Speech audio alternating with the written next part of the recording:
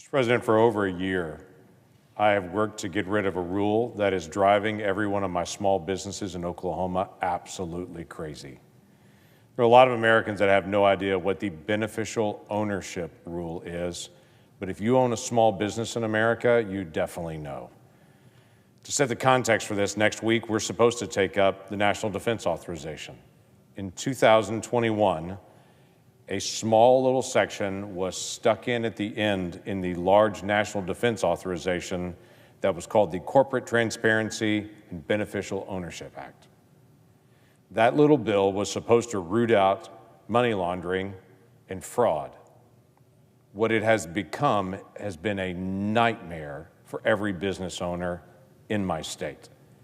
If you're a business owner that has a business that's a small business, let's say less than 20 employees, less than $5 million in total revenue in a year, you now have to fill out this enormous set of forms and turn them into the federal government to show your ownership structure to the federal government, and so they can track it. I would tell you there are quite a few business owners that they don't own one business, they may own 2 or 3 businesses, or they may own several LLCs if they're a builder, if they're a property developer, if they do all kinds of company construction for small businesses and building for others. They'll own several LLCs, and now they have a stack of forms they have to fill out.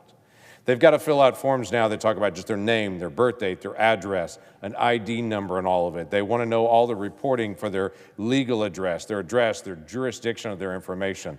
They want to know all the senior officers of the reporting company. They want to know someone who has authority over the appointment or the removal of those senior officers. This is my favorite. They want to know substantial influencers over the decisions in the company. No one even knows what that means. Who's your substantial influence in your small business? All those things all have to be compiled to business owners that literally do their own books, that do their own purchasing, that do their own payroll. They got plenty of other things to do other than the requirement to fill out forms. Now, it wouldn't be such a big deal if it was just a form that dropped in their box, but a form dropped into their box and it had this little note attached to it. If you don't fill this out or you fill it out wrong, it's a $10,000 fine and up to 2 years in prison for not filling this form out. 2 years in prison for not filling out this form outlining who influences you in your decisions in your small business. When this was stuck into the National Defense Authorization in 2021, it was supposed to root out fraud and waste.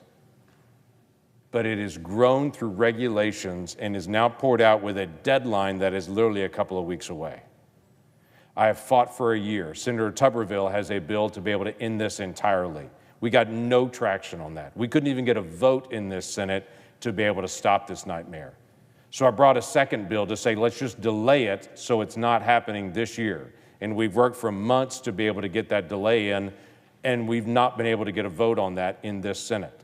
While small businesses all over my state are furious about this, we've tried to just say somebody needs to show some common sense and to stop asking these questions. Thankfully, in the last 72 hours, a federal judge has stepped in and has halted this nationwide, has prevented the Biden administration from actually implementing this rule that they created. In fact, this judge called this regulation quasi-Orwellian. Also determined this state, the government is unable to provide the court with any tenable theory that this regulation falls within Congress's power. It appears likely unconstitutional. I absolutely agree. I'm grateful this judge has stepped in to be able to stop its implementation. But I'm going to still ask this Senate to do the same thing we've asked all year. That is to stop it entirely.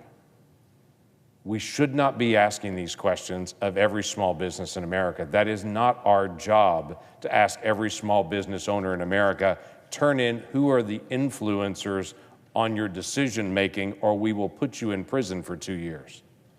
What in the world?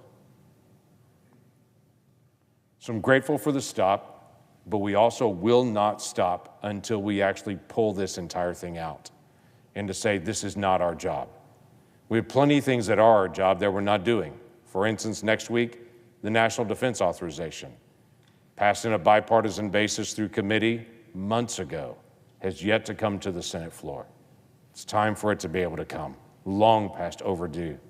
This sets our military strategy and what we're going to do for our vets and for the members of active duty reserves and National Guard. This should have been done a long time ago. Those are the things that we should already be doing. Going to business owners and telling them, tell us who your influencers are things that we should not be doing. I also just left a meeting just now dealing with the newly named Department of Government Efficiency, where members of the House and the Senate gathered around with Elon Musk and Vivek Ramaswamy and just asked questions of each other. What can we do to be able to make government more efficient? This shouldn't be a partisan conversation. In fact, there are already Democrats that have joined us in this conversation. I find no one in my great state in Oklahoma that says, you know what I really want from my government? I want them to be inefficient. I want them to waste my money. I want my government to spend money on things that really don't matter for the country. Every person that I meet in my state, Republican, Democrat, or Independent, all says the same thing. The government should do its job and not somebody else's job. When you spend my money, spend it wisely. We all know we need roads. We all know we need national defense. We all know we need border security. There are key things that we all need to do. But there are some things that continue to be able to pop up where money is being spent that there's great frustration in my state. And a great number of people that say, why are we spending money on that? We spent money 2 years ago as a federal tax dollar, and the people in my state of Oklahoma having to spend their hard-earned tax money on paying for drag shows in Ecuador. We had money that was spent on writing a book about humans, chimpanzees, and climate change in Sierra Leone. We spent some of our hard-earned tax dollars on doing a study about seatbelts and helmet usage in Ghana. The folks in Oklahoma ask a very simple question. We want the potholes fixed. We want efficient government. We want education taken care of. We want good schools. Why are we spending our dollars, that are limited dollars, on doing a helmet study in Ghana? Why aren't we doing that in the United States? Why aren't we taking care of us? It's not that we're selfish. It's just that we all know we're $36 trillion in debt. Every single year I put out a book called Federal Fumbles. Every year I bring it to this body. Every year we talk about inefficiency and waste in government. I am grateful that there is a bipartisan conversation finally starting that is spreading among this body and the House body and now the new incoming executive branch, saying let's find areas of efficiency where we can be better at this. The basic goal is this. Let's have a prosperous nation that actually has economic growth and an efficient government that matches the efficiency of our nation. That shouldn't be an irrational goal. That should be something we could all agree on. Quite frankly, it's just Oklahomans saying, don't waste my money. Spend it in the ways that we're supposed to spend it, and let me keep the dollars that I've earned. And when my tax dollars go in, don't make me be embarrassed of how they're used. That shouldn't be irrational. I'm going to continue to press on this. 5 years ago, we passed a bill called the Taxpayer's Right to Know. I've worked with the Biden administration for the last several years. It has created something called the Federal Program Inventory. As crazy as it sounds, for the first time ever, we're actually building a list of all the federal programs we have in the federal government. Many people don't know, we literally have so many programs that we don't know how many programs we have in the federal government. Just try to do an internet search and ask the simple question of AI. How many programs do we have in the federal government? It will give you an estimate because there is no master list of all the programs in federal government. So I passed a law called the Taxpayer's Right to Know, requiring agencies to do something crazy. Make a list of all the programs that you do. Where is our money being spent? And that list is in the process of being built right now. That will give us the ability to be able to see where we have duplication in government. It'll give the ability for one agency to look at another agency and to say, I didn't realize we did the same thing. That's happening all over our government now. Again, that's straightforward. but it gives us an opportunity to say, make a list, prioritize the list, and then draw a line and say, these things are not our priorities, these things are. And when you're $36 trillion in debt, we should be talking about doing our priorities and not doing the things that are not a priority.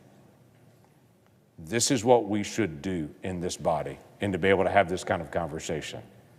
So for me, it's simple. Let's do the things that we should do. Let's don't do the things we shouldn't do, because there's plenty of things that still need to get done. That I yield the floor.